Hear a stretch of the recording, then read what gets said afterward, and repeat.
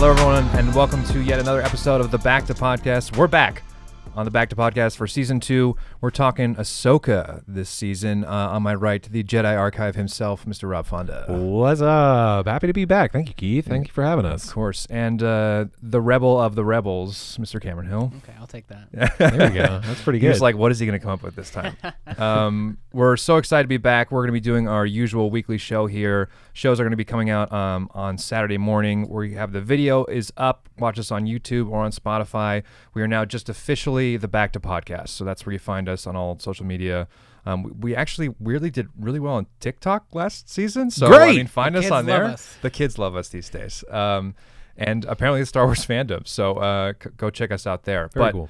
We're just super stoked to jump right into it. Ahsoka dropped the first 2 episodes. It's an 8-episode series. Mm-hmm. And this was almost 2 hours of straight Star Wars. So it was a good time. So Rob, why don't we kind of start off with kind of where we begin, I guess. Yeah, absolutely. So, with Ahsoka, this is kind of, it's been talked a lot about being maybe the 5th season of Rebels, which was the animated show from the Filoniverse. It was one of the first, I believe, the first Disney animated property once they acquired Star Wars. Oh, interesting. And I remember when we went to Comic-Con together way back when, that was like the thing that they were talking about is we got this new show coming out, Rebels. I'd at that point not even seen Clone Wars, which is crazy to think about even now. Wow. But but then Rebels was the follow-up to that. And I watched Rebels a few years ago. I absolutely loved it. It's a show that I think gets better with each successive season. And are you guys familiar at all with Rebels? Have you seen Rebels? I mean, I haven't, as per usual. I'm behind on the lore, so I will be asking plenty of questions about what happened with those shows. But I mean, Dave Filoni, big fan. I mean, he's like you said, the OG creator of that, and the man in the cowboy hat. Wrote and directed the first episode here. Also, was a big part of the Mandalorian, co-showrunning with Favreau, and so I'm excited to play kind of catch up with you guys, I guess. Yeah, because I don't think you're the only one that hasn't seen it, especially of people that are Star Wars fans. I mean, to make that leap from the live action to the animated it's a jump. Yeah. But Cam, what about yourself? So I have a particular experience with it. I heard your little backstory about the Clone Wars. I wasn't as hurt by that movie, and I did jump into the show because I was at the right age when like the toys were really cool and like the show was coming out. So I was like, of course I'm going to watch it. And they were releasing the episodes online for free, so I would watch them there until the Disney takeover, and then Disney was like, no more free stuff. You have to pay for cable channels and all that. So I missed out on Rebels when it was airing.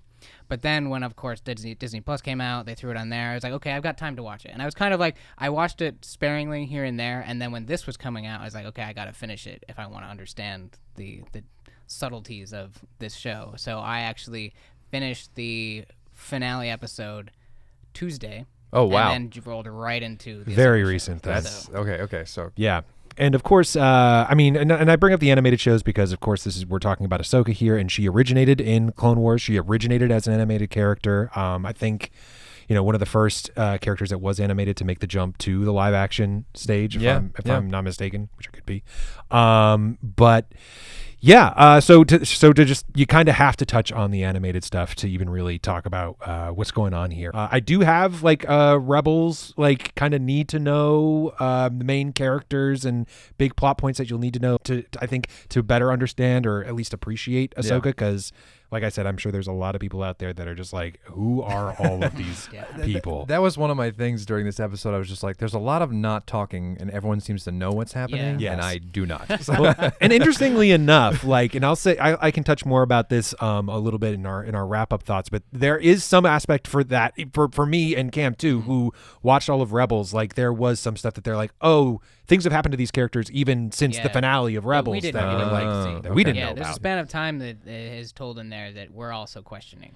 Yeah, so. I mean, I feel like that's in true Star Wars fashion these days, right? It's like stuff has happened off screen, and you got to play some catch up. Well, I guess it's kind of fun, It's cool. It's cool. But so where does what's the end of Rebels? And does it tee up right to where we are when we start with Ahsoka and kind of the whole So Rebels. breakup? I mean, do you want me to? Because I'm coming. Yes, and I think we should just put it out there now. Which, if you're going to watch Ahsoka, there's going to be heavy Rebel spoilers, Yeah, but I'm we about are to spoil the whole we're going to get into some specifics right now. This is the spoilers about the spoilers. I will right now. try to avoid spoiling things that I don't need to spoil. Okay, yeah. But this, if you've watched Ahsoka, this has been spoiled because Ezra's obviously gone, and so is this mysterious Grand Admiral Thrawn, who's not so mysterious. Have you watch Rebels? Okay. He's a big player in the 4th season, and the way that season wraps up is so there's the planet Lothal, which Ezra is from, and where most of the show kind of centers around. There's some obviously important properties it has. There's a Jedi temple on there, and Rob, I'm sure, will touch on that. But the show ends where the rebels on that planet have just had a huge victory. They've destroyed this TIE Defender factory, and the TIE Defenders were a whole thing that was supposed to bring down the rebellion that Grand Admiral Thrawn was pitching and producing for the Empire. They destroy the factory. In that, Ezra's master, Kanan, is killed. And then following very much closely right after that, Ezra sacrifices himself in a way to stop Thrawn from coming back and actually taking. They mentioned that like he back. basically they don't say exactly why, but in Ahsoka it's like that they He- all sacrifice themselves. This is a cool mural that like just looks very similar to a certain animated show Exactly. in the background. And I was like, I think But that's that show closes out with Ezra and Thrawn basically being hyperspaced by these creatures who use hyperspace to get around to some unknown part of the galaxy that no one knows. okay. So he escapes with him, kind of ending the conflict on Lothal, and they're able to basically get the rest of the Empire off of the planet, and they never return because by the time this is ending, this is about when the Galactic Civil War is really picking up, and the Empire is like, we've got bigger fish to fry. Okay. They really kind of forget about Lothal as a planet. It remains peaceful, and there's a slight epilogue at the end of the show that kind of gives you like where we are like a few years afterwards. Yeah. And Rob, if you want to pick it up after Yeah, that. so where like the last shot of Rebels is Sabine hanging out essentially in what is Ezra's old place where she's holed up in these episodes, kind of looking out over Lothal, having peace been brought back there, and Ahsoka shows up, basically saying, "Let's go look for Ezra." And that's kind of where that show comes to a close. And so both Thrawn and Ezra, for a long time, it's been like, are they dead? Are they not? Like, are they out there? So this has been speculated a lot in the fandom, or for people that have watched Rebels for a while, of like, will these characters eventually make a return? Right, because they basically got boom duped to Essentially, God knows essentially, where. yes. Yeah. And so Cam broke down pretty much the essentials of what Rebels is about. It's essentially about the very, very, very early days of the Rebels before there was even a Rebel Alliance, and about like these cells, whether it's Saw Gerrera and Mon Mothma and even this Lothal cell, which is referred to as the Ghost Crew, like how they all kind of come together, and others, and kind of merge their worldview of how to fight the Empire, or don't in some cases. Yeah. So it mostly revolves around this planet Lothal, which we spent a lot of time on. As Cam mentioned, there's a city center there, but there's also this very important Jedi temple, which essentially holds a gateway to this place called the World Between Worlds, which is basically the Emperor's plot in Rebels. Is to get access to this, because it's essentially a world outside of time, and you can.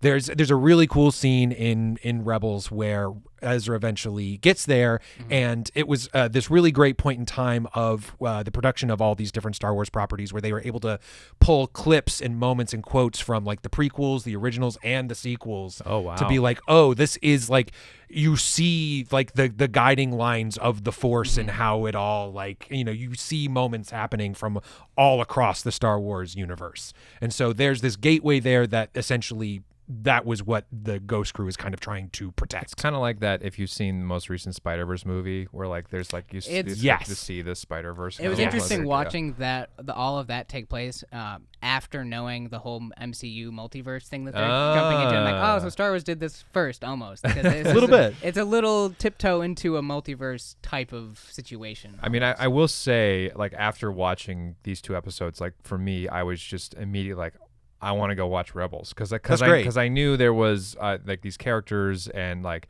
all these questions that I had in a good way. I mean, I think if any show makes you lean in and go, I want to know more about these characters, like I think that's a good sign. And the fact that there's all this backstory that's just like available for you to watch, like that's a great thing. So, and speaking of those characters, I'll kind of touch on the main group, the Ghost crew of Rebels, just because I think they're going to get referenced a lot, and there's sort of those characters are going to show up a lot throughout this.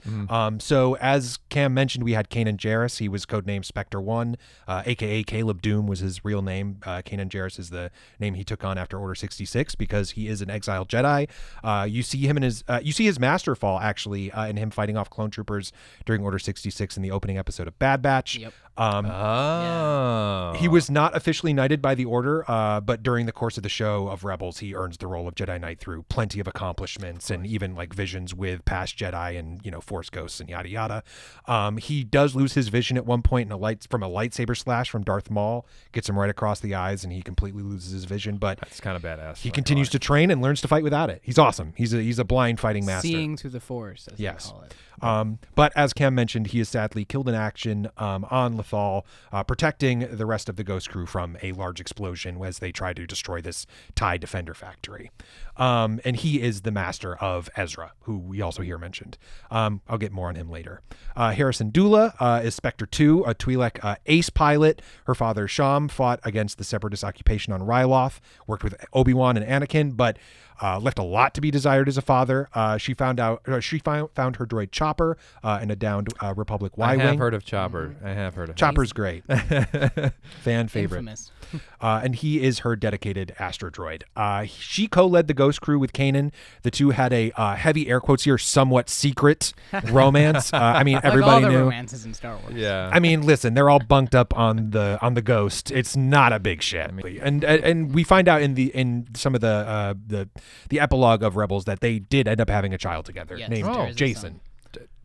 That's a choice. Interspecies. But like Jason, like Jason with a C though. with the keep going. Isn't that Yes, and interesting.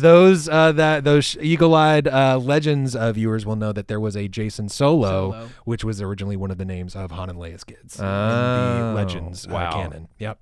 But she, great pilot.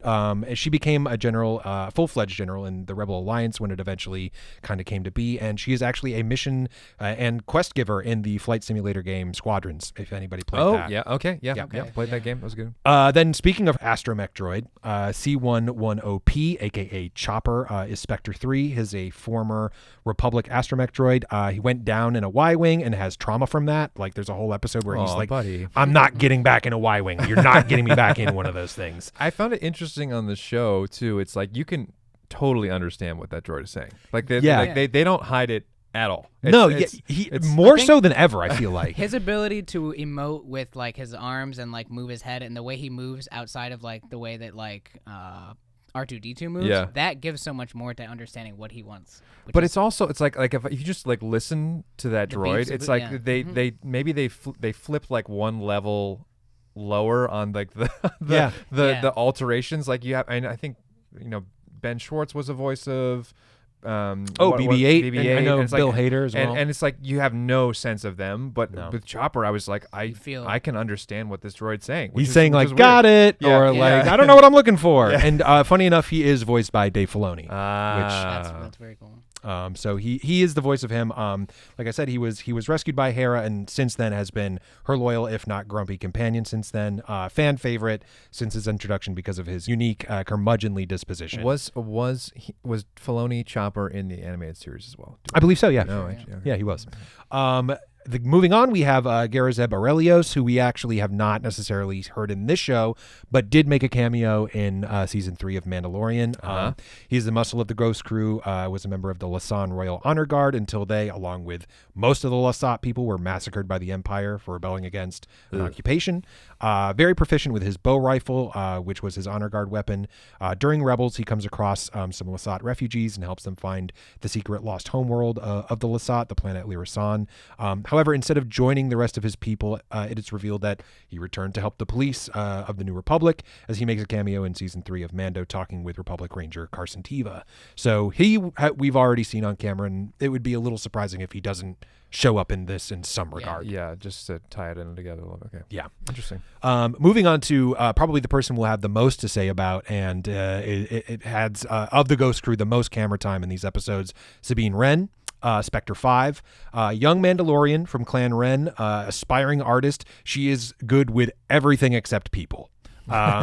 She is a weapons and munitions expert, ex-Imperial weapons designer, and holds a lot of guilt from that because she designed a weapon that essentially can cook anybody wearing Beskar armor inside their suit. Whoa. She has a lot of guilt from this, and they used this weapon to force many Mandalorians, including her family, to work for the Empire, and they excommunicated her, and she ended up leaving the Empire in shame and joined the Ghost Crew. And that's a lot of her journey in this show, Rebels, is trying to get back in with her Mandalorian family and clan. Sounds familiar. Yes, very much so. She actually stole the Darksaber from Darth Maul, who had it for some time and was trained to use it by Kanan, the Jedi of the Ghost Crew, in concert with other Mandalorian weapons. Though she did defend her claim to the saber once against Gar Saxon, who, funny enough, was voiced by Ray Stevenson, who plays Balin on the show. R.I.P. Yeah. R.I.P. to Ray. She eventually gave up the Darksaber to Bo-Katan with no resistance because she didn't want to lead the Mandalorian people. She, as we've seen in this show already, has sort of a history of running away from responsibility. Yeah. And was like, that's not really me. Yeah. And so she gave it up to Bo-Katan, which, as we know from Mando, a lot of people think that may have been the reason for the fall of Mandalore, was that unceremonious handing off of the lightsaber. Exactly. Or of the Darksaber. Yeah. And this is new information, she was apparently Ahsoka's apprentice for some time, presumably in between her saying, hey, let's go look for that's Ezra. new information. That is new. We don't see her training with Ahsoka. Ahsoka's in a part of Rebels, but comparatively very small considering everybody else. Yeah, basically season 2 ends with her at that point presumed death, and then she comes back. And I don't know, do we want to dive into that?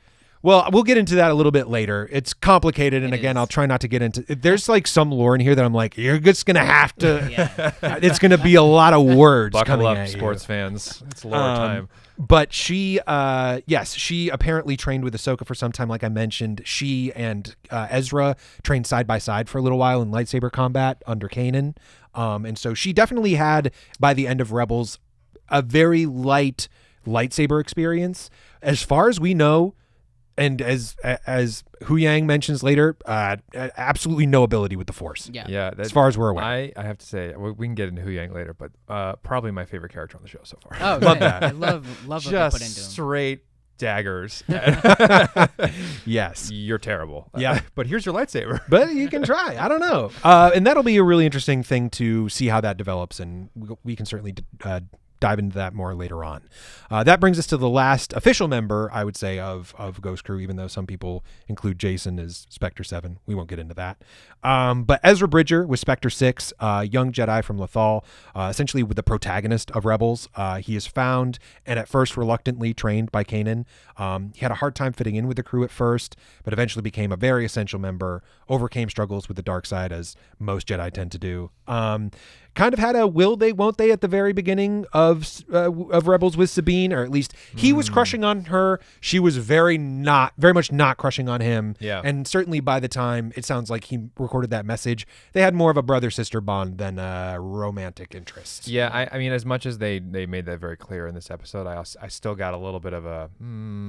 There could be something. So I don't know. I mean, they're not. He can say they are. Things may have flipped. Yeah. She was touching his cheek on the mural, and he was just like, "Listen, you're like a sister to me." So but this is also post being hyperspace to who knows where. Yeah, I mean that can maybe raise your stock a little bit in the eyes of ladies. I don't know, but he sacrificed himself to beat Grand Admiral Thrawn in the Battle of Lothal, as we mentioned. So, just very quickly, I'm not going to go in depth on the plot, but essentially, season 1 of Rebels deals with the imperial occupation of Lothal, with the primary villain being the Grand Inquisitor, who we met on Obi-Wan. I have a question about that in a minute. Great. Season 2 expands on the larger galaxy as they deal with Darth Vader and kind of go off-world, and they start getting hunted by Vader and bringing in other Inquisitors. He obviously gets turned up after that. And then seasons 3 and 4, they are dealing primarily with, especially in season 3, Darth Maul, and a little bit in season 3, and certainly in season 4, the main villain is Grand Admiral Thrawn. As in season 4, they return back to Lothal and are like, oh, things have gotten very bad without us. And it becomes about them trying to free Lothal from the clutches of the Empire. And that's, I would say, the need to know about Rebels. But certainly, if you have any questions, I'm happy to answer. Well, it's more. We'll kind of go through the plot of the first episode a little bit. We'll see if we trip on anything. I mean, I think that's a good start. I would say. I think things will come up as we go along. I mean, I think the first episode. Well, let's just go with like a little overall thoughts. Like, what did we think of the first episode? Like, generally speaking. So generally, I liked the first episode. I felt it was a little slow. Yeah. I thought the pacing was a little off, and even so much in just like the edit. Like there were times where I'm like, we are on the shot way too long. That's me being nitpicky, and that may not be how some people saw it. But generally I was like, okay. And it felt very, exposition dumpy. Number one, to bring in people that have no idea what Rebels is or have never seen it. And two, to update people who did see Rebels of like, there's been some time between, when you last left these characters and where they are now, and trying to illustrate where people are with each other, specifically Ahsoka and Sabine.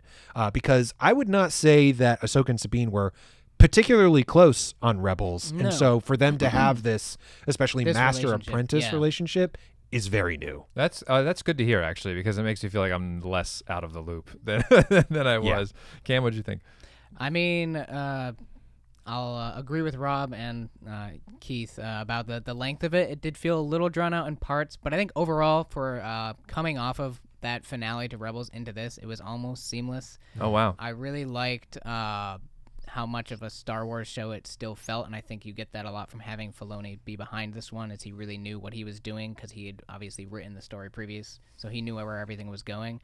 It looked like Star Wars. I liked the opening crawl in the beginning. It was a cool Oh my god, yeah. It wasn't the straight up yellow text on space. It was like its own cool kind of thing, which was very interesting. Mm-hmm. I mean, the new villains for me, I love because they're who I want to know more about. As Keith, you said, you want to know more about Rebels. I want to know more about these guys. Yeah. We don't know about them at all. And they seemed very interesting because they're not your straight up, like, how the Inquisitor was, this guy's a bad guy and he's only a bad guy. Whereas these new characters, I could almost feel a little bit like they're not straight up Sith. They're one of them's an ex-Jedi, and he's got a Padawan.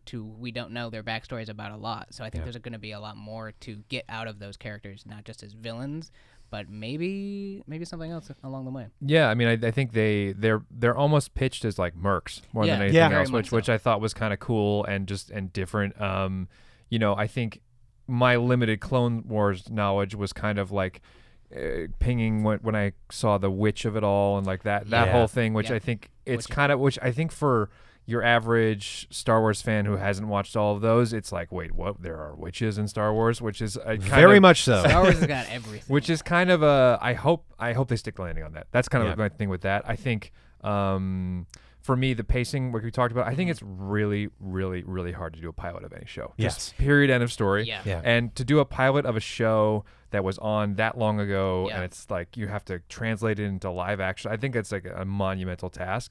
But I will say, like, it felt like you said, it maybe it's because Filoni was forced into making these half-hour animated super tight shows that like shows. Now he gets to do it the way he wanted to and like take his time on the frames. So I can see that aspect of it, but it's like I think a perfect example is like the beginning of the show, right? I think it might be a cool way to do the beginning is if you just started with Ahsoka and then you see this thing that happened via hologram, where it kind of shroud these villains in mystery, as opposed to this thing starts with them. And then you see Ahsoka come in, and then you just recap the thing that just happened on screen before. Yeah, like we all just saw that 5 minutes. Like maybe we can kind of go through that a little bit. They wanted the action. You know, they were like, we gotta hit him with some lightsabers and some blasters Right in off the the bat. opening, or everyone's gonna tune out. Because I will say this about that, Cam. You mentioned the red opening and the red crawl. I'm like, that immediately hyped me up because I thought of every Clone Wars episode that starts with red text. You knew you were about to get a banger. Yeah. Things were about to get dark and like really cool. So I was excited right off the bat from that. And they definitely started with the action. I could see why. I will say I have one more thing which I did not like, and I will only say it. I mean, it may come up again. Yeah. Another map. I know. The beginning was very much to me like, oh, it's Indiana Jones in Star Wars world. Like, I was thinking that or Fifth Element. Yeah, which is like I think like that's such a cool way to come in. Mm-hmm. Like I would love to like you open or something on Ahsoka just dropping into that temple. Like that's such a cool way to start the show. But and I was like, okay, we're gonna do like a little puzzle thing, and it's like it felt like Uncharted or like one of those games. But I'm just like, there's been so many things. The map to where Luke is, the map to wherever, and then like again. Yeah.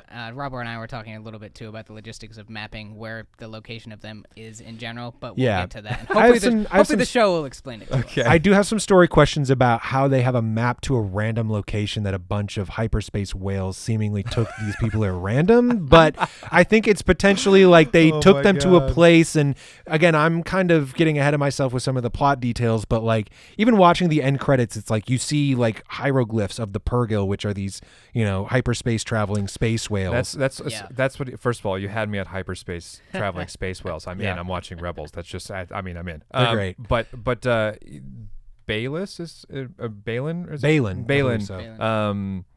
Mentions like this is the stuff of like fairy tales. Is that what you're talking about? So like in Rebels, like you see Purrgil for the first time, and I believe they're like, oh, like these are either rarely seen or never seen. And I think they migrate at a certain time or something with like the stars, and if you are in hyperspace at a certain time, you can see them. Yeah, but like that's it. And there's an episode in where essentially they come across there's a planet where the Purrgil feed to basically juice themselves up to go into hyperspace. They need this fuel, and it's being used by the Empire, and they of course have to stop the Empire. And you also see that of course we've seen across many Jedi have. There's some of the things that are very much like, okay, every Jedi's got like the force push, force pull, but like some Jedi have certain abilities that others don't. And for Ezra specifically, he has a very close connection with animals. Yeah. And he is very much able to commune with them and kind of empathize with them. And he's able to connect with the Purrgil, which is how he's essentially able to tell them to take him and Thrawn off into space somewhere. Interesting. Okay. And based on as I was saying, based on the kind of what we're seeing in the end credit sequence, where you see some like hieroglyphs and things that are like carved into the wall, very much of what we saw in the temple or shrine that Ahsoka was at, is that you see these hieroglyphic replicas of the Purrgil, which makes me think maybe this is a point where they know they migrate to. Maybe they're important to this ancient space race that Elsbeth mentions at some point. And it's less that they got taken to a random location, but they got taken to a location where it's like, well, that's where they go. Yeah. And this ancient race knew about them, and so they worshipped these things, or I don't know. Yeah. I'm in complete theory corner at this point because I'm trying to make sense of it. Well, speaking of like weird kind of force things, I feel like every show we get with Jedi, we get some sort of like, I didn't know they could do that. Yeah. And when Balin opened that lock with the force. That was so cool. I was like, that. that's what the entirety of what R2 is good for. Yeah. There's no droid. He just goes. Damn, Luke was not good, or Obi-Wan. They couldn't open any of those doors. He just he opens it like a master lock. He's like, oh yeah, let me get those things out. I thought that was cool. I don't know. One thing that's interesting about that, how a lot of people are saying, oh, I didn't know like the Jedi could do this, or they introduced so many new things. A lot of that is actually, especially with like the beast talking and some of these other things, in some of the video games that came out pre. Obviously, these new sequels that were coming out kind of around the time that the prequels were coming out had a bunch of like force abilities you could use in the game that they're now bringing into these movies. Interesting. So when people are saying like Luke can't force project himself in that, or that's not like an ability, I'm like, no, you were able to do that in this video game from the early 2000s. Like, yeah, that's the best part about force Star Wars heal lore. and all that. We're always in there. Yeah, that's. I was gonna say.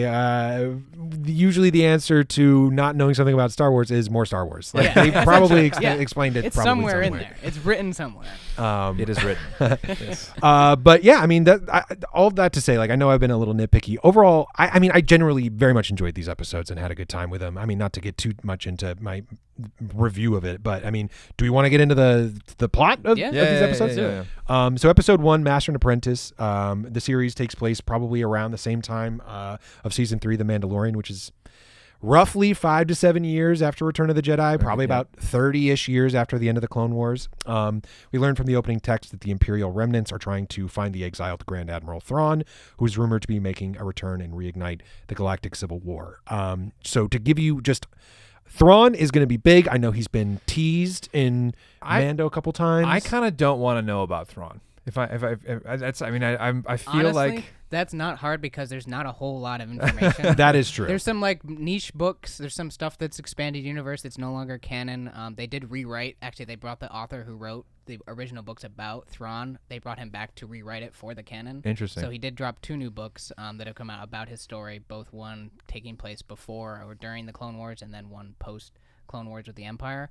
But yeah, there's not actually a whole lot about his species or him in general. Interesting. I mean, I'm just like a dark and mysterious villain kind of. Yes. He's very much that. He's very much So that. to just give you again the highest 10,000 foot view I can of just like the bullet points without much explanation, then all you really need to know about Thrawn to kind of appreciate this: He bad.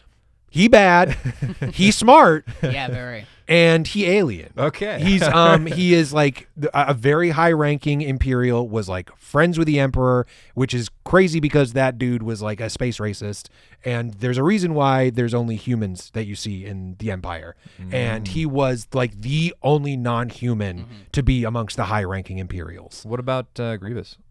I mean, he's not Imperial. He was That's not true. He's not really separatist. Yeah, separatist. So that's really, again, he was decanonized at one point by Disney and then recanonized with Rebels. All I'll say is, yeah, brilliant tactician, scary dude. He's you don't want him back. And he has hands. He can fight himself. He doesn't need people to fight for him. The guy can throw hands. Yeah. Okay. Yes, absolutely, he can throw hands. Because the one tidbit is he loves to collect pieces of art from other cultures, and he steals them from people he bests in combat, etc. And in his travels and conquering the galaxy for the Empire, has taken pieces of things and learned certain things. So he's very skilled in it. He appreciates what other cultures, even if he's going to destroy it, have brought to the galaxy. Yeah, I wonder where they got that character idea from. Yeah. So he is essentially who they're trying to bring back. And we find a New Republic ship transporting Morgan Elsbeth back to what we assume is going to be some New Republic prison. We saw her basically last time we saw Morgan Elsbeth was in Mando season 2, The Jedi. She came from a rich Carillion family, had been making money constructing ships for the Empire, and after the war became a petty tyrant of a small village in the Outer Rim, and was eventually unseated and captured by Ahsoka and Din Djarin, and presumably has been working to bring Thrawn back to help bring the Empire back to power. But she is boosted out of prison, as Keith mentioned, with a flick of a wrist by a mysterious dark Jedi, Baylan Skoll and his apprentice Shin Hati, on that New Republic ship. We then catch up with title character Ahsoka Tano as she investigates the lead she got from Elsbeth to find an ancient star map, which we've talked a little bit about, and she hopes this map will help her locate Thrawn and stop his return, and potentially also lead her to Ezra Bridger so she can return him home, and or maybe even potentially help restart the Jedi Order. I mean, we have run across Ahsoka in live action at this point, but just again, the bullet points for people that she's new to: she was Anakin's Jedi Padawan, left the Order after she was falsely accused of carrying out a terrorist bombing attack. After leaving the Order, she helped Bo-Katan retake her home world of Mandalore, which at that point was being ruled by Darth Maul. While she was transporting Maul to a Republic prison, Order 66 took place, and she was able to escape with the help of Captain Rex, Anakin's clone commander, but Maul was also able to get free. Afterwards, she was hunted by Inquisitors and was eventually confronted by the Sixth Brother. She defeated him in battle without her lightsaber. This is in Tales of the Jedi, and basically purified his corrupted kyber crystals, which is why they have that distinct white blade. They were red corrupted kyber crystals that she purified. During the Galactic Civil War, she helped in the early rebellion, operating under codename Fulcrum, which we heard mentioned that's right. in this episode. She assisted the Ghost crew on many missions, but eventually fell in battle against Darth Vader in a Sith temple of all places. But she was assumed dead until it was discovered in the final season that she was actually saved by Ezra by being pulled into the world between worlds before the temple's collapse. Oh. Yeah. So essentially he pulls her in and then releases her and is just like, hey, come find me, which is why she feels such a particular drive to find Ezra. He saved her life. Got it. I wonder if they'll touch on that, because I feel like in the show, as it is right now, it kind of feels like, I mean, well, Sabine actually just talks about this. It's like, are you using Ezra as bait? Do you actually want to go find this guy? Or, you know, and because I feel like if that's the case, I mean, she clearly owes him a debt of some sort. Oh, you know, absolutely. Yeah, so- she owes. I mean, Darth Vader was about to kill her straight up until he basically plucked her from the timeline. Yeah. Interesting. Yeah. Ahsoka finds the star map in a very Indiana Jones Fifth Element style, as we mentioned, and must battle several HK assassin droids sent by Elsbeth to keep it. After fighting them off, Ahsoka nearly escapes their self-destruct sequence by jumping on her ship, piloted by the droid Hu Yang, which is voiced by David Tennant. So good. Yes. She says that she wanted him to watch her back. He's like, hey, that's not really my job as a droid. That's kind of what a Jedi apprentice is supposed to do. And a little tiny blurb on Hu Yang. He originally appeared in the Clone Wars, where he was also voiced by David Tennant.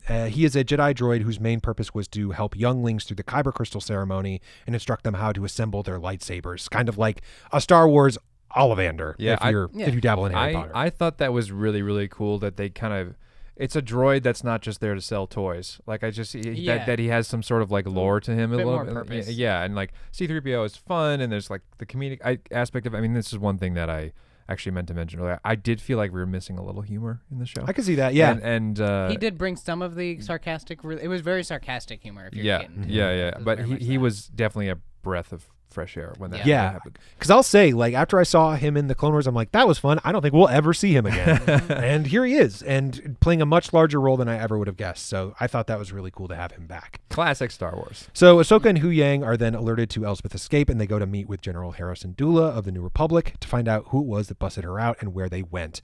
As they watch the security footage from the ship, Ahsoka does not recognize either of the Dark Jedi, but asks Hu Yang to analyze their lightsabers, see if they're in his database. Ahsoka shows Hera the ancient star map, but says, I can't read this. And Hera says, hey, there's someone who could probably help you, your old apprentice, which was a surprise to us, Sabine. Yeah. And this is an interesting time we could talk about it. I mean, I don't know anything of what Sabine learned from Ahsoka as an apprentice, but as far as we know to this point, Sabine is not force sensitive. Yep. Hu Yang even mentions of 500 years of experience, you are the absolute worst at You the ain't force. it. You ain't it, don't kid. got it. Which I think presents an interesting opportunity, even within the lore of Star Wars, in that ever-raging debate since the prequels of midichlorians versus anybody can use the force. Yeah. And I think there's a really interesting opportunity over the course of this show to show that, to kind of answer that question. Is this something that anybody can do, or is this something that you have to be born with? And I mean, I know how I kind of want it to land, but I'd be interested to hear what you guys think. Well, technically, we all have midichlorians in us. It's not about, That's it's what all I'm about talking about, volume. Cam. It's There all we about go. volume. It's all about how much Yeah. you got. If you Parts don't per have million. enough, Yeah. I mean, I don't know if you can give people more or how that Blood works. transfusion. Yeah. But I mean, it's you're right, absolutely right. In the show, there was not even an inkling of her being force sensitive. She was just like, I can fight with a sword, and a lightsaber is a sword plus kind of situation. And that's kind of how I'm reading it now. But remembering what the episode's titled, The Master and the Apprentice, and you've got two pairings of masters and apprentices. Yes, in very this much show. so. And I'm curious to see where that's going to pan out. But that's about as much as I can say to Sabine's being force sensitive. I don't think she is.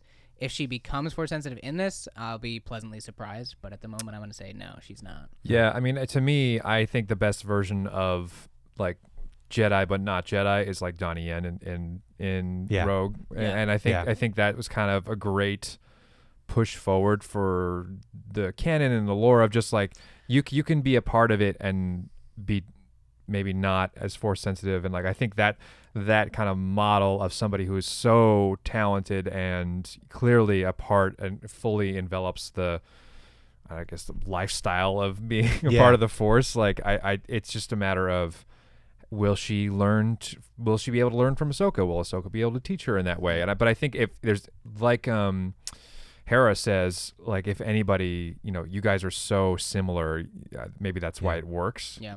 and I think Ahsoka has, and I think part of why I'm most excited for the show is because of how much I loved Ahsoka in Clone Wars, and how she really just kind of shuffled everything up and kind of makes people.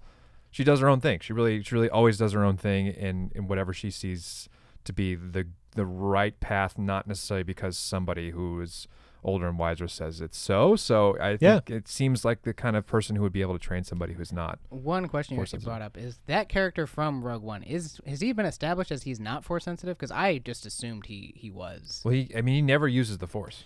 He doesn't use it. No, but I'm saying is he? But I mean, is he using it though to like be aware of his surroundings? Is he have heightened senses? Maybe he's not trained in it. But my assumption was dude that fights he with has, a stick. The only, but he's very good at it, and he's blind. and what I think he talks about the Force a lot. What I think it gives you, what I think gives a lot of credence to that argument, Cam, is that there's a line that he has where he mentions that Jin has, he's like that crystal around your neck.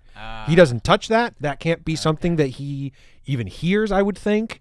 I mean, at least on any level that we understand. And so I think there may be a level of like him being attuned to seeing it in his own way, but not necessarily being able to wield it.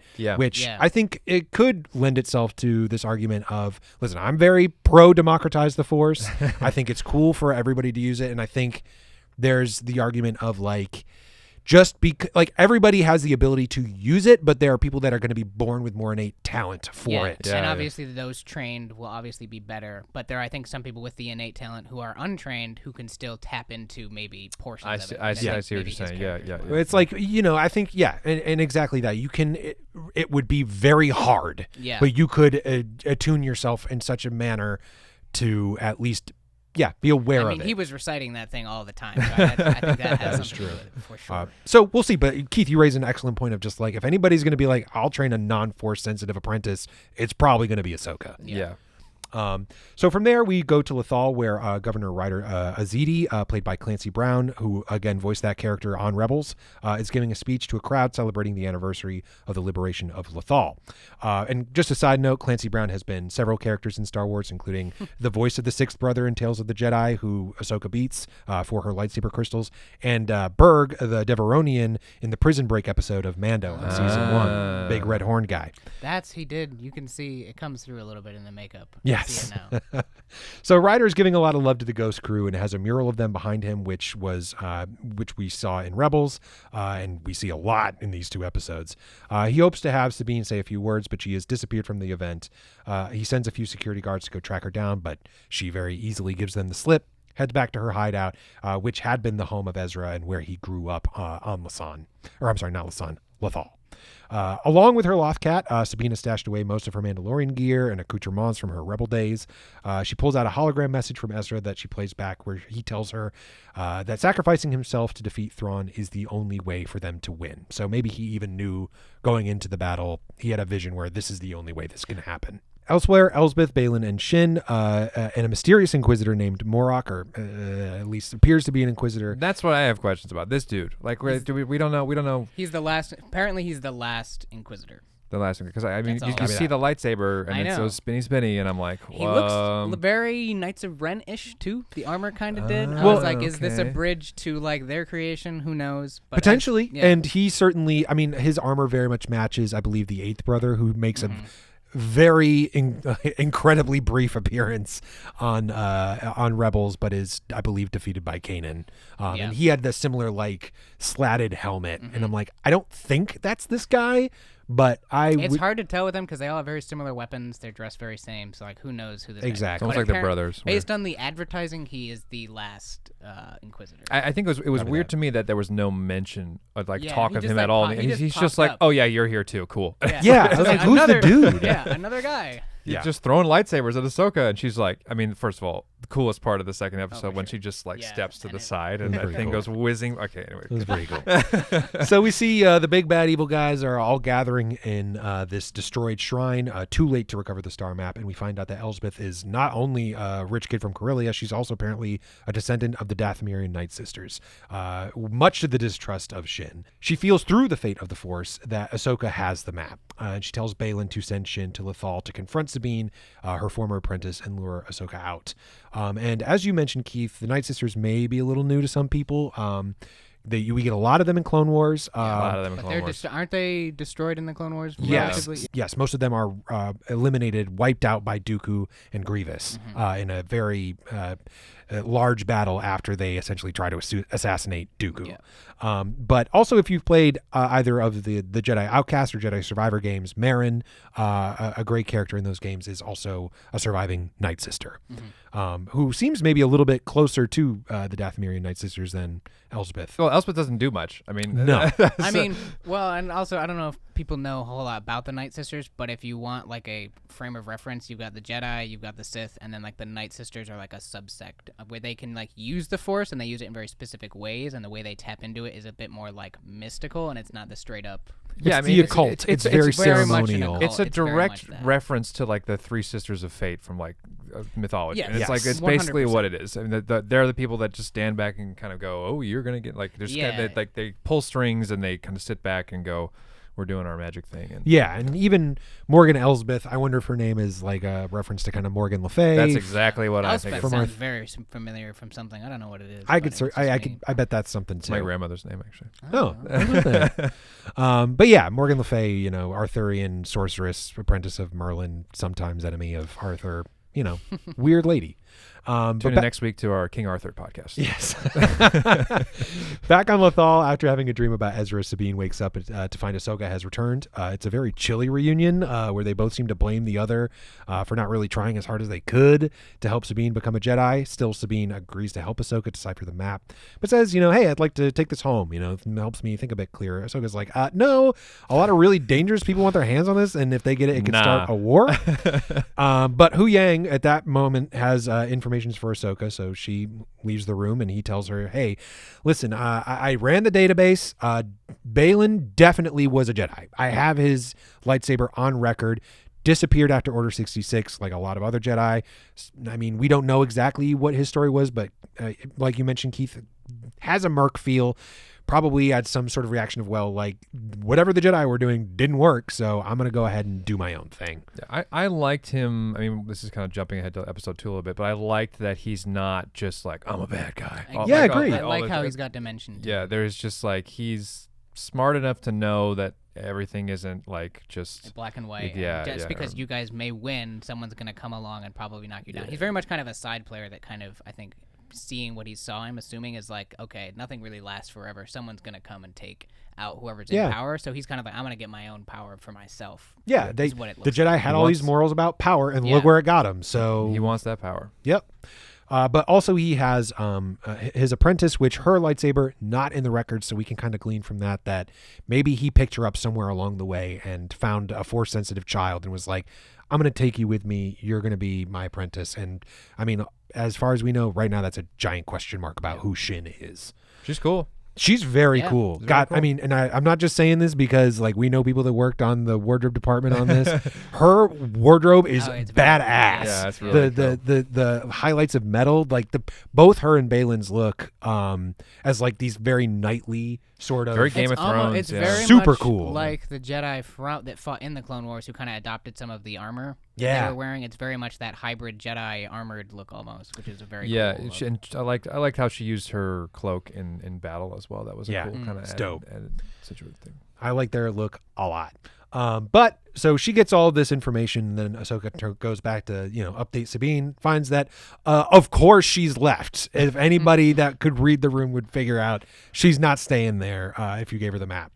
But little do either of them know that Shin is close on Sabine's tail. Back at her place, Sabine tinkers with the map puzzle, manages to unlock it, finds that its directions from one point in their galaxy to a far-off point and a completely different one. And as she contemplates this, she is attacked by several HK droids, and while she manages to take out one, the other steals the map and brings it to Shin on the roof. Sabine alerts Ahsoka that she needs help, grabs Ezra's lightsaber from her stash before heading up to duel Shin on the roof. And Sabine has had some lightsaber training, as mentioned, but she is rusty. Doesn't seem like she's been keeping up with it, and Shin pretty easily defeats her. She's throwing her around and beating the shit out of Sabine. Let's talk about this lightsaber fight because It makes Qui-Gon probably feel real bad. Yeah. I think some of the fighting was good, and then there were a couple months where I'm like, Sure. but I did not think it was shot well. I agree with that. It was just that for me. Anytime we get like the clash where they're both staring at each other intently, I'm like, moment doesn't work unless the characters have stuff that's going on with the two of them. We're informed, right? about If what like they're when going you do through. that with Obi-Wan and Anakin and We like know. episode 3, it's like, oh my god, like they're into it. But These two strangers, it's like it means nothing. and she does like a couple of moves that I'm like, that is just so far like out of real. Like there's this one, and I hate to be that guy, but there's this one where Shin is like has two hands and is leaning all the way over on our girl Sabine, and she has like one hand down doing like a back handspring like this, and I'm like, That's the most awkward What? situation Yeah. to block someone's full force. and then she gets full on just like skewered, right? Yes, yeah. And in every other Star Wars thing we've ever seen, you die. You're Yeah, dead. that's not like good. that. That's Qui-Gon's it. rolling in his grave. Like, That you could have hit is me it. a little to the left, and Yeah. I'd still be here. She got that like perfect, shoot me here area where it's like no vital She got organs. the kidney at least. Like that had to have. She must have And had then that the removed. scar looked like she got poked with a cigarette lighter from a car. Yes. Like I was like, I mean, And like a couple days afterwards, she's fully healed. Which I get. Maybe Star Wars has got that magic for some that people. Bacta They got- pod. that back to hey, Throw now a we're little on there talking. and you're good. Sponsored by Bacta. Yeah. Exactly. I agree. I remember even thinking in the moment as I watched, I'm like, not even to touch on the choreography of it, but like the way that it was shot was a little too close and just felt like I didn't have a good idea of what the action was in the moment that it was Do happening. you think they were trying to play on more that like, okay, Sabine's like really on rusty, and that's, I'm not saying that why it was shot maybe subpar, but maybe the reason why it didn't feel like a legit match is because she was outmatched and was not trained at all. I think if you're well. the people behind making this episode, you say yes, absolutely. And maybe there's a level to that. I think, and like I agree with you in a lot of ways, Keith, about saying like there's not really anything going on between these characters. I mean, certainly on a personal level, I mean they are sort of dark mirrors of each other in a way, in that like. Obviously there's a parallel being drawn between Ahsoka and Balin For sure. and Shin and Sabine, but they haven't until this moment had any reason to really care much about each other. No. Yeah, no, and I think this would be a perfect opportunity to sow some real character moments in there between the two of them, whether it's some sort of rivalry Like that gets taunting or something. yeah, or like there's. But I mean, if you look at it, Shin was as uninformed as Sabine was. Yeah, well, and that's what I'm saying, though. It's like this is the moment of their kind of inception, Yeah. so you want to have some sort of like, I don't know, maybe she hurts her cat or something, and you're like, oh my god, or there's some sort of inciting incident there. To me, it just felt like it kind of fell flat in that. Yeah, and she department. walked, and I get that because she walked away from the wound so easily that it's kind of like if Sabine is like, oh, I'm mad at, or I have feelings toward you because you bested me. It's like. Not a whole lot happened in the fight. Like you got stabbed and you're still walking away. You're fine. Yeah. Like I get the emotional weight wasn't there. Just like a side note, because I'm just remembering when Ahsoka just books it to her, like, is Lothal just like an F1 track like outside? Like, Kind of, yeah, Very kind of. sad. It's Very just much so. like there's nobody on the road. There's just What's like funny is you say that, but everybody who saw Rebels was like, "Oh, it's that same shot that we saw all the time from Rebels." Yeah, Because they always all the showed the time. empty road and the people with their scooter Okay. bikes. coming Yeah, and down. it's like that one road that seemingly leads only to Ezra's place. Yes.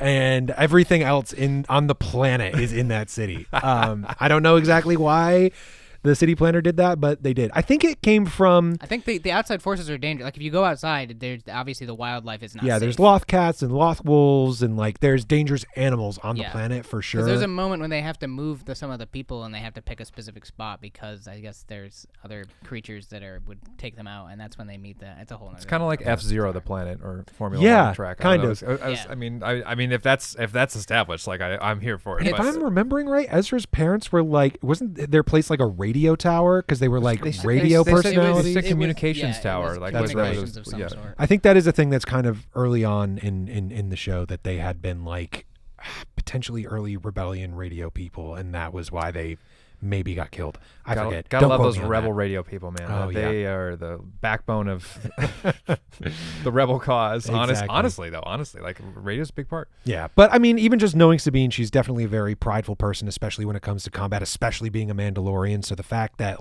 she got very easily bested by Shin here.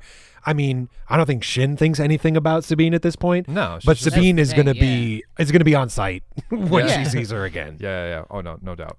But Ahsoka does manage to get there. Unfortunately, it's only in time to see her old apprentice collapse in defeat on the rooftop, and the very important star map she had to solve a puzzle to get run off in the hands of Dark Jedi. And that's kind of where we end episode 1. There is, of course, a dedication to Ray Stevenson at the end, the actor who played Balin in the series, who unfortunately passed away not long after completing filming. I mean, legendary guy who played the Punisher, Volstagg in the Thor movies, Buxton in RRR, Gar Saxon in Clone Wars and Rebels, and Titus on Rome. I mean, the guy was he was one of those guys that every time he showed up, I'm like, oh my god, I'm so glad he's here. Yeah. He's one of those guys though that's in everything more than you think he's in, because Yeah. he's a forefront player, but also a side character as well. Incredible voice, incredible actor. Just really such a shame. The one thing I had also here that I thought was kind of cool is the Filoni does great with the references.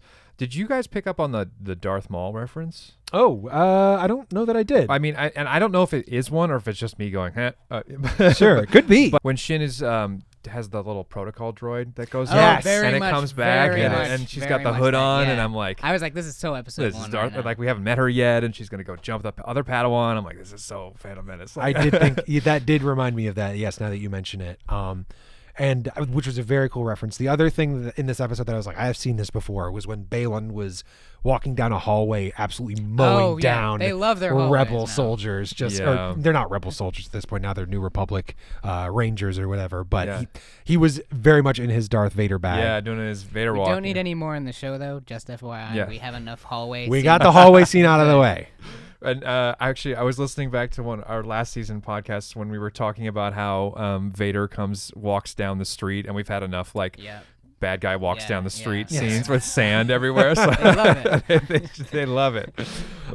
One last little tidbit from this first episode that will definitely come up in other episodes is credited in the end credits here as an additional voice is Sam Witwer, and potentially speculated that he may be doing the voice of Merrick, the last Inquisitor.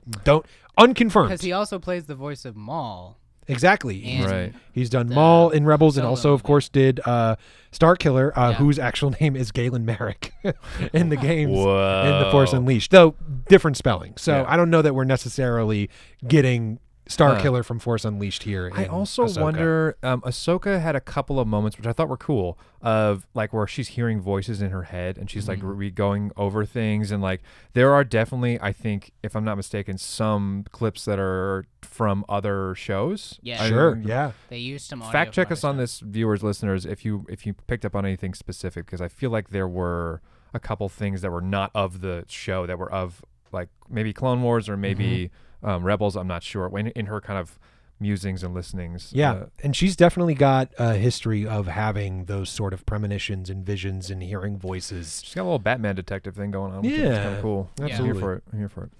So that'll bring us to episode 2, Toil and Trouble, as you mentioned, with the Witches of Dathomir, very much a double toil and trouble sort of feel to these girls. Oh, I didn't even think of that. Wow. Yeah. All right. So we Tip of open the cap. Very nice. Very nice.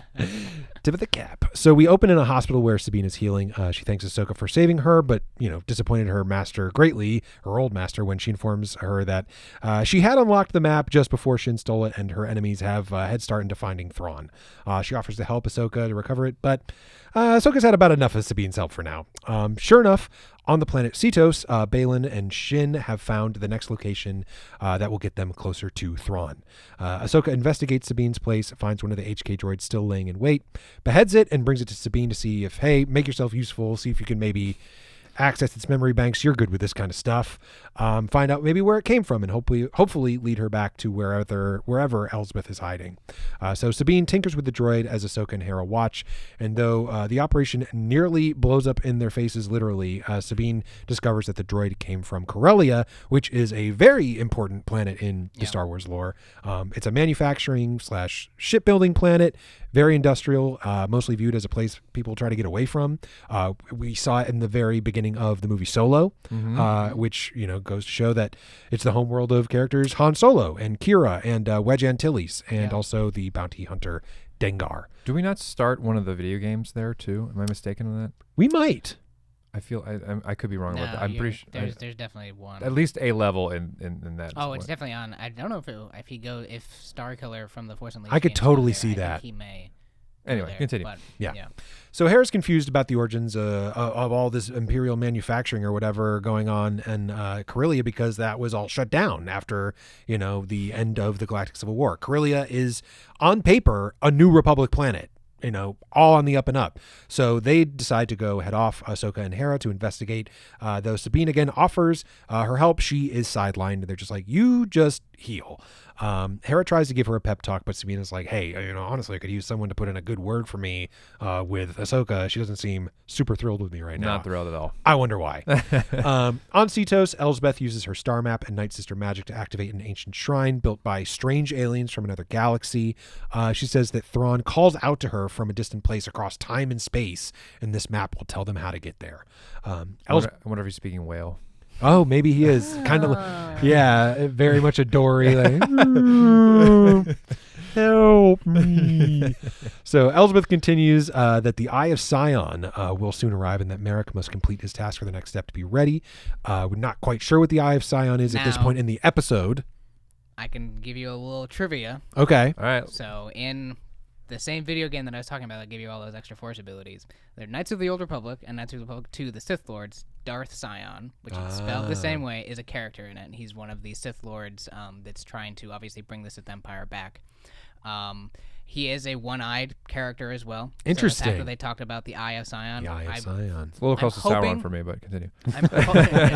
I'm hoping they are bringing some of that lore in there, because they've been slowly kind of taking from the Old Republic lore and making it canon, and this would be an interesting way to do that, because obviously also with the HK units, the assassin droids are first formed in the video game. You have an HK-47 unit that's like your protocol droid, aka assassin battle droid. So they brought them into this show, and the reference of Sion makes me think that they're definitely bringing some stuff back to the canon. I, by the way, love the assassin droids. Yeah. I think they're super cool, really fun to shoot and slice in half. Yeah, slice them up. Yeah. It's a good time. I was very much enjoying that. Yeah.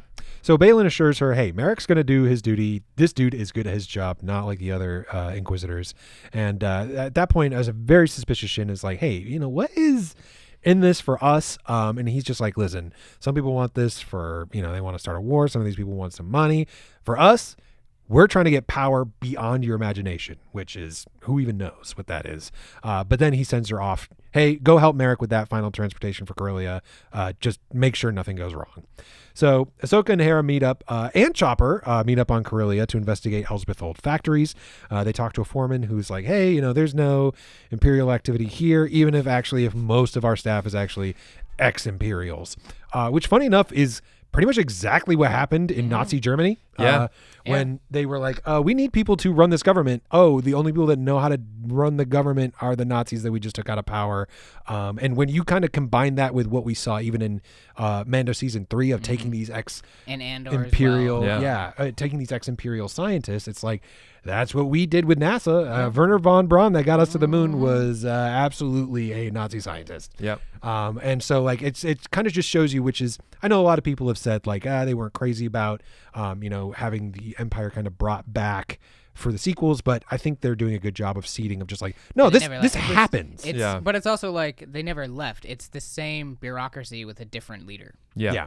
I think it's an important like kind of complication within the Star Wars universe, because I think you just breeze over that. First of all, it's a gold mine for story, as we're seeing, but it's also like it makes sense. It just makes sense. Yeah, these things don't go away. Sometimes they just hide for a while. We moved on from the original trilogy when that was just what Star Wars was, and there was good guys and bad guys, and when the good guys win, everything's all hunky dory. It's actually much more complicated, and I like the groundingness of it to reality. Yeah, and also very real. And you see this in other stories too, where it's just like, just because you're a good conqueror does not make you a good leader or politician or somebody that's good at the bureaucracy. So while they tour the factory, Hera tries to talk up Sabine to get Ahsoka to take her back as her apprentice. Ahsoka is like, you know what? I don't really think either of us are ready for that right now. I think I'm gonna need some space. I think she needs some space. I need some space. On Lothal, though, Sabine finishes healing very quickly, and Hu Yang tries to convince her too. Like, he's on the other. Yeah, it's just a flesh wound, just a car lighter, just a kidney.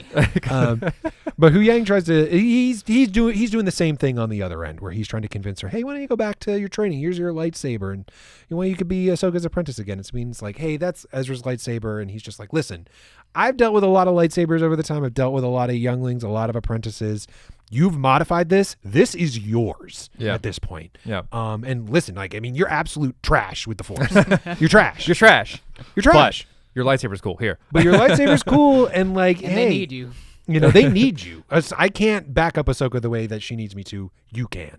Or I don't want to. I'm a droid. Self-preservation protocol is much more powerful. So convenient. Protocol for him. He's working the angles. Yeah. He's he and Hera, I think, are like matchmaking a little bit. But on Corellia, Ahsoka and Ahsoka and Hera continue questioning the foreman about, hey, where'd all the what are you guys doing with these supersized hyperspace engines that you're salvaging? He's like, oh, they're being used in New Republic buildings. And they're like, we're not building anything that big. What do you, let me see your iPad. He's like, oh, it's classified. He's like, I'm a general. What are you talking about? And then like another protocol droid. Then they start asking about the HK droids. A very helpful protocol droid's like, oh yeah, I see HK droids around here all the time. Someone's got to check his. I asked them what they were doing, and funny enough, they also said it was classified. And then somebody asked one too many questions, and the blasters come out. Yeah. It turns out these ex-Imperials are not quite so. They let them carry guns to work. My favorite was the For the Empire shot. I was like, you could just shoot him. I mean, like, you don't need. We know who you are. Like, you just ruined your element of surprise. Right. He's trying to cover. You're not listening to the conversation. Like, you're in the room. Like come on, read the room, man. Read the room. But essentially, they pull out their blasters, but they're no match for Hera and Ahsoka, who give chase to the last hyperspace engine trying to leave the planet. Ahsoka's on foot, soon runs into an HK droid and Morak, while Hera and Chopper head off in a ship to chase after the ship transporting the engine. Ahsoka, you talk about slicing up HK droids. Ahsoka absolutely dismantles this droid that comes up against her and gives Morak about as much as he can handle in a lightsaber fight.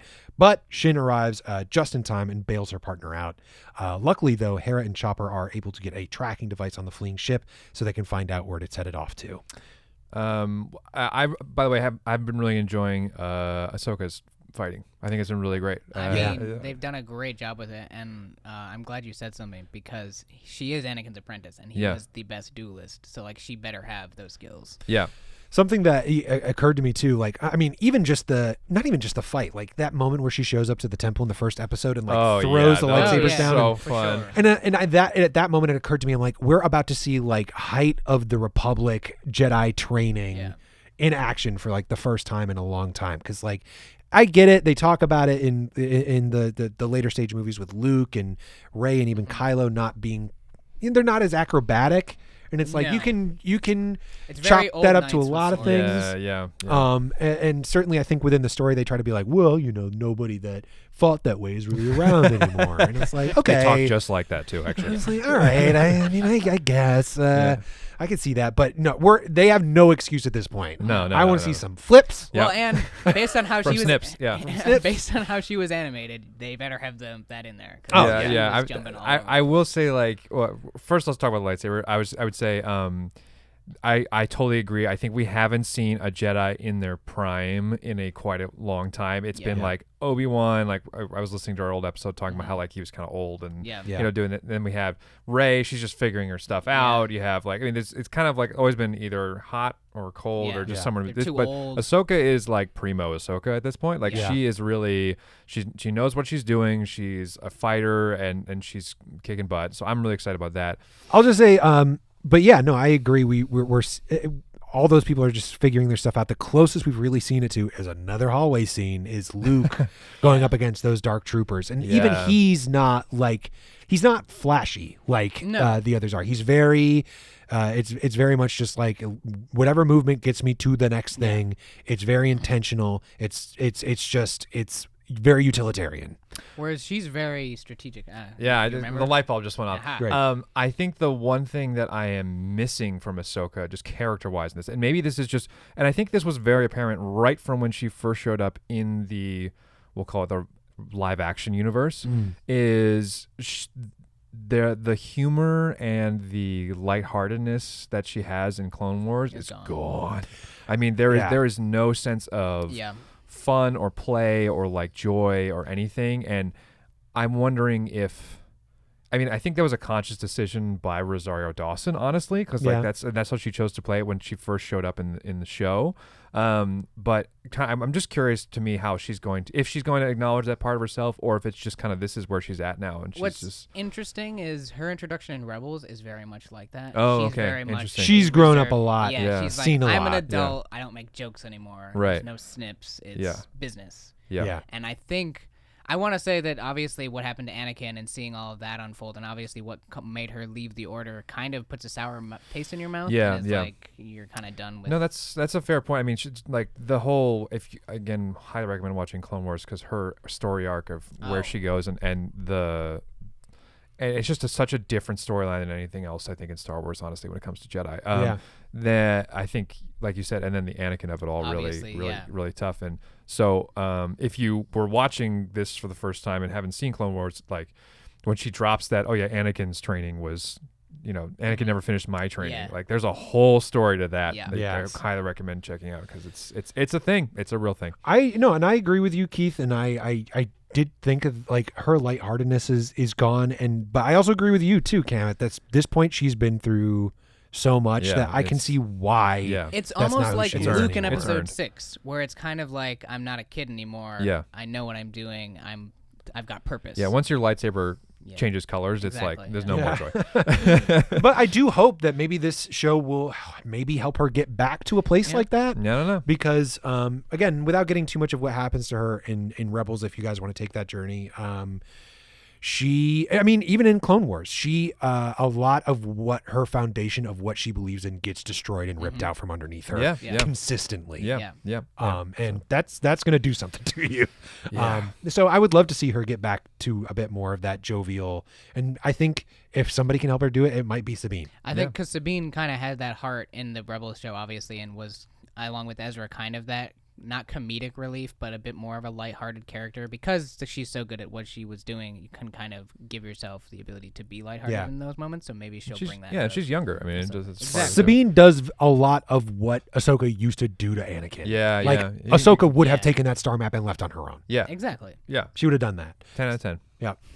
So getting back to that, getting back to Sabine on Lothal, she takes Hugh Yang's and Hera's pep talks to heart, busts out her old customized Beskar armor, and after donning it again, she uses a vibroblade knife to cut off her hair into the iconic pixie cut, which she had on Rebels, which I love as a tribute. Yeah, I thought it was cool. That was a vibroblade. It wasn't vibrating. I was kind of like, you know what? I put in vibroblade. He put in. I made an assumption. I mean, That's a good. It wasn't vibrating. I was waiting for it to start to hum when it was in her hand. But are they sharp without vibrating? I don't know. Vibroblades still dangerous? I would assume so, right? You gotta be sharp. Yeah, I mean, I made an assumption there. What do you guys think? Do you think it was a vibroblade? Or Put not? it in the comments. Put it in the comments. Yeah, there you go. And can vibroblades hurt you when they're not on if they turn on. I don't really know. They don't really talk about. Is the there a science behind button? them. I don't. That's a good question. Is there a I don't know. safety like? But yeah, no, that's a classic tribute to those old samurai movies, which of course, Yeah, you with know, the laying out the armor, like all that stuff. laying out the Yeah. armor, and you know, reminded me that the first thing I thought of was Princess Mononoke, where it's just like, okay, you're about to start a journey, and Some you're about Mulan, Yeah. yeah. Very Mulan, Mulan-esque. yes, very much so. The start of something new and leaving behind something The old. hero's leaving home. That's, Yes. That's the story we're Yeah. we're looking at. But as Hera and Ahsoka part ways, she gets a message from Sabine that, hey, I'm ready to return as your apprentice. And she's just like, all right, now I'm ready too. She returns to Lothal, finds Sabine in front of the Ghost Crew mural, reaching out to the depiction of Ezra. They ready to start their mission as Hu Yang tells them the location of the ship is on the planet Cetos. Above Cetos, we finally see the Eye of Sion, a large hyperdrive ring, similar to what we saw Jedi using during the Clone Wars. Yeah. I remember seeing those like Obi-Wan Yep. docks into one of those in Takes it episode to 2. Utapau. Yeah. Three? Yeah, both episode episodes, two. yeah. Oh, yeah. I had the Lego set of it. Actually. Yeah, I had that one too. That was a good one. But presumably, as they do in Star Wars, they make it bigger, hopefully go Oh, yeah. farther. It's you know? a big It's engine big, out go there. far. Yeah, so this is this is probably what's going to take them to wherever I see what Thrawn side you're on is. here, Rob. Oh, well, I mean, we gotta bring it back. We It's gotta gotta- bring it back. It's pretty. Let's see what happens. But inside, Elsbeth speaks to the holograms of Balin, Shin, and Morak. Balin tells her, "Hey, I feel Ahsoka's a little slippery, but I feel that she is definitely on her way here. Ahsoka is coming." Question: those didn't look like normal holograms to me. That They looked looked like, more like the First Order holograms. they were like green and like Yeah. materially. They weren't. Amorphous They kind of. then they like came from the top, not the bottom. I was wondering if there was I don't know if you guys. I feel like I've seen they showed a hologram like this in another part of Star Wars. I think it was one of the newer interpretations. That's why I mentioned. I feel like it was in the sequels. I don't know if it was like the First Order. If it's a I It's chalked an it up to evil- Night different Sister tech. stuff. Yeah, and Night that's Sister what I thought. tomfoolery. It was like, is it Yeah. a Night Sister thing? could Is be. it like? But you're right. They evil definitely were hologram? different. They were not traditional holograms. Yeah, whenever I see green stuff, and I'm usually just like, that's some Night Sister stuff. They're doing some Night Sister things right now. They got a general little green. hive mind, kind of Yeah. weird, something going on. But Elsbeth tells him, hey, when she gets here, you got to kill her. And like we mentioned, Balin is not necessarily relishing in this. He's like, damn, like, I don't want to have to, but like, I guess I got to, I so. think he also knows how much of a fight that is going to be, Yeah. knowing Yeah. obviously her history and that. He's like, that's But going to be it's- harder than we think. Unclear how much he knows about Ahsoka. He's gotta know Yeah. about Ahsoka. I mean, like, I mean, Anakin's apprentice, I'm sure everyone knew that he had an Yeah, apprentice. true. I mean, that's you know, Jedi Twitter probably went crazy. yeah, with I'm it. sure. When she left the order, I'm sure, people were talking about it. There was a whole Reddit thread. It was a whole thing. She was on a very public trial. She was on a very public trial. Yeah. But yeah, he agrees that, I don't necessarily want to have to kill another Jedi. That's a damn shame. But I'll do it because that's what's going to lead me to what I want. Yeah. And that's where we leave off episode 2, Toil and Trouble, episode 2 of Ahsoka. They mentioned the system that they're going to is called the Denab system, correct? Yes. That is where Cetos is. In the That's where Denab. Cetos is, okay. Cetos is in the That's Denab where system. Hera and them are on to right now. Yeah, that's where they are headed. That's where the Eye of Sion is. Yeah, I'm they- sure they- it's a throwaway line in some of the other movies. Which also, I mean, if we're talking about planet names, Keith, I know you dabble in the D&D world. I do dabble. Did in you it. did you happen to catch the name of the planet that the Night Sister temple was on?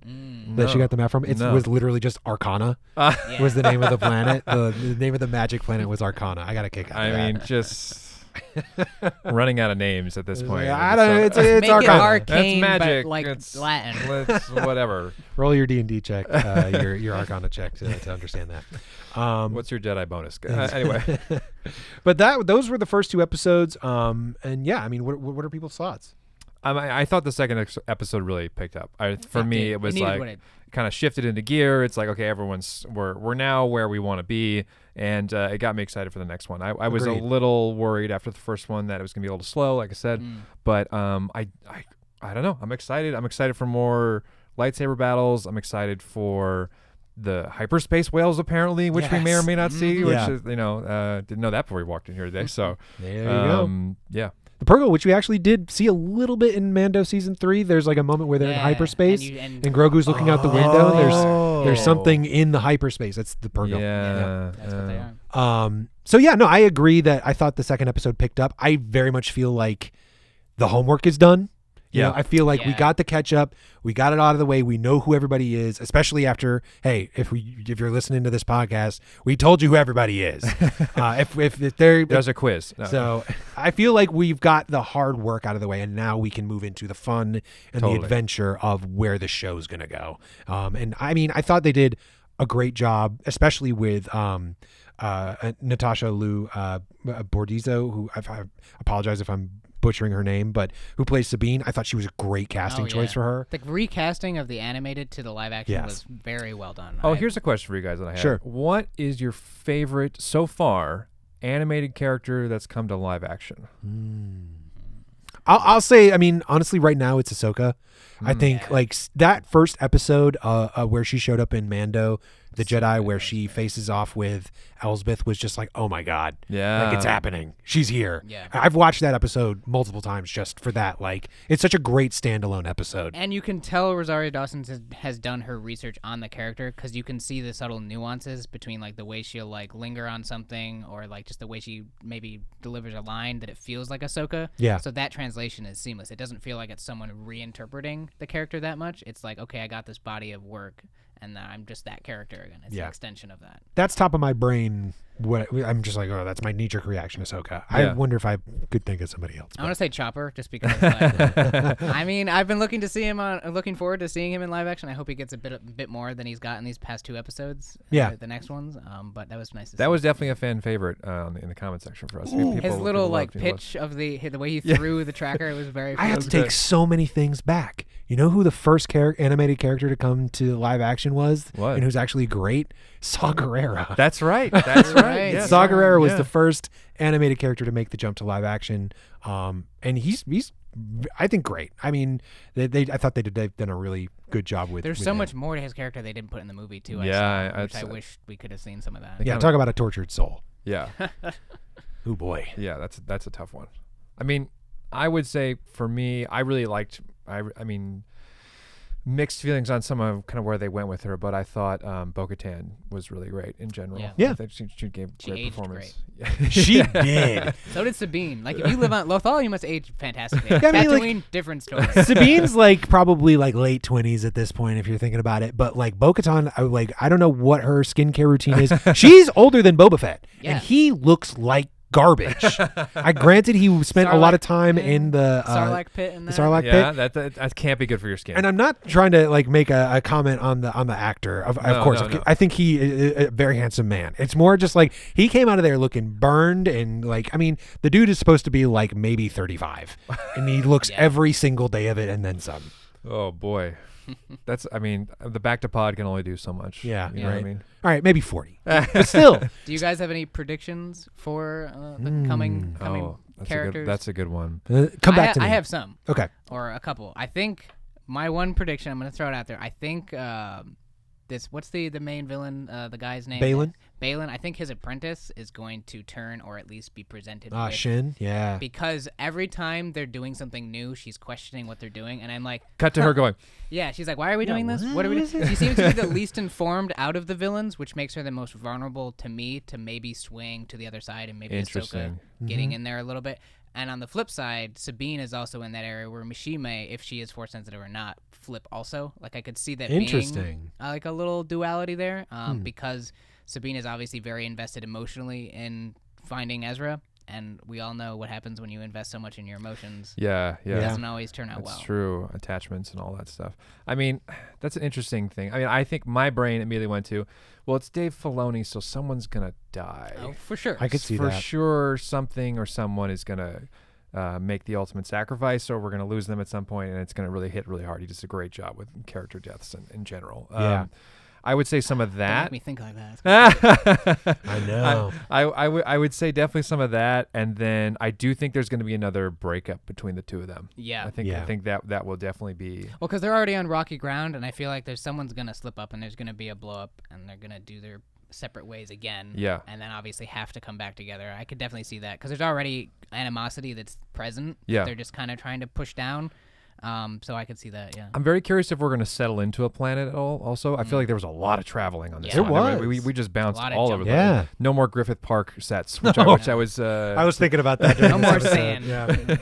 I think that's great, and I think it separated itself somehow also from the Andor of it all in a good way. I mean, Yeah. the look is a little bit different, I It think, is. and it's definitely its own thing, which is good. But a lot of the same people from all those shows Yeah. as well, which is I think kind of an interest.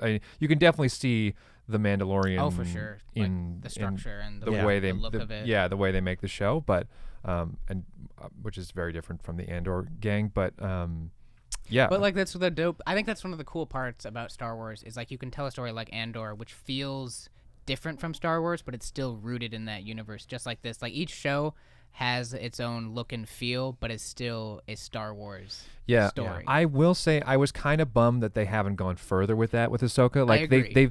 the billboards are actually the same as the Mandalorian. Like you look at the graphic design, it is the exact It's very same much thing, the same. exact same colors. Like it's again the gray, and like they've muted all the main characters' colors down, and like that's a whole thing. And so I think, which I get because like you're pulling from that audience, right, to come to this one. But it would have been cool to me if they had gone a little bit more. I always because that would think that's why I liked Andor so much is because it pushed the boundary a little bit in like style, cinematography. It's like Oh my we're not God! Don't telling get me a started on that show. mainstream- It's just a bit. I know. That's it's but I and see when they do that, it's like I love when they change things, little things like that about Star Wars because it doesn't feel like I'm being served the same stuff. I'm being served something different. That can now add on. Yeah. It's to me like that's like Visions. You know, like Yeah. it's the ultimate version. Yeah. Of that. Rob, you were Exactly. gonna say sorry. Oh well, I mean, I think they. Well, I got a couple things, but I'll start with saying with touching on that. I agree with you. I think I don't want to say their hands are tied, but I think they are trying to keep that similar vibe between those shows because, as we know, or if you don't know, you're about to, that they're trying to make a Filoni-verse movie where a lot of these stories kind of entangle with one another. So I think, at least as far as look, they're going to try to keep it similar, just so like when these characters show up, they've bought in. together. At this Yeah. point, they're not going to be like, Well, that doesn't feel like this. Ahsoka's already appeared in Mandalorian, obviously, Right. looking a certain way. So if they change that too much, then I could see that being a little bit like, wait, whoa. Yeah, this doesn't feel like Mando. It could be weird. But I mean, but I agree that they should be able to take risks. I think they've certainly done some things, and I think we'll continue to do more that makes it feel different from Mandalorian. But I mean, as far as a prediction, I kind of hinted at this earlier. I'm just going to book it now. I bet Sabine uses the Force by the end of the show. I bet she does it. But I mean, listen, I thought both these episodes, especially combined into one, I thought made for a really good premiere. Maybe not a great premiere, but a really good one. Yep. I'm very excited for where it's going to go. And I mean, I touched on the wardrobe. Incredible. I thought everybody, especially Shout the out bad Mary. guys, shout out to Mary. Yeah. They're killing it. Mary and Mary. That's right. But I mean, also I noticed at some points the music was really good and felt a piece of like classic Star Wars, not necessarily like what Ludwig does on Mando. But the composer for this is Kevin Kiner. I'm sorry again if I'm butchering names, but he did the music on all the Filoniverse animated show. And That's what felt very much like the shows. And he said rightfully at one point that he's done more Star Wars music than anybody at this point. He did 129 episodes of Clone Wars, 59 episodes of Rebels, 18 episodes of Bad Batch, 2 episodes of Tales of the Jedi, all of Ahsoka, and several Star Wars video games. Check the scorebook, folks. Wow. He's done more Star Wars music than anybody, and he's in the pocket. He knows what he's doing. He can go in there, do it in his sleep. And I thought, like, if anything, the music felt very of a piece with Star Wars, and that so much more than anything sets the table for the feel of it, and I think helped to make this feel a little bit different than Mando, that has a very brooding. Yeah, I mean, I did feel like there were some nods to the Mando score a little bit in there, but it definitely I thought it was Ludwig at first, and then when I listened to it more, I was like I could it made sense that it was somebody else. You could tell that he drew from Ludwig stuff for the Ahsoka episode because some of like the drums and Yeah, that they had yeah. in there was like, okay, this feels like that episode that she was introduced in, so they kind of kept that. Again, going, they've which is- bought into a certain Yeah, extent for like, sure. to that world, which makes You a lot of know, sense. Star Wars loves their motifs. They do. Oh yeah. Gotta love a motif. And you go back to it. You don't. I mean, that well still got water in it. So go back to that well. For sure. Well, folks, thank you so much for tuning in this week. I know it was a long one. It's 2 great episodes. Before you go, we have a little deep cut here. We're gonna see if anybody. I still don't know what this Don't is. know what it is. This is If you haven't tuned in, I'm gonna show it to this camera over here. This is a specific prop from a certain thing in Star Wars, and if you can guess it, I don't know. I don't know what you're gonna win, but right now. But see if you can get it, because Put it in the comments. Cam got it after about 5 minutes. Rob's still looking at it like. Blue stuff. Watch the video version of the podcast to see if you Okay. know what this little guy is. I don't know why I'm just.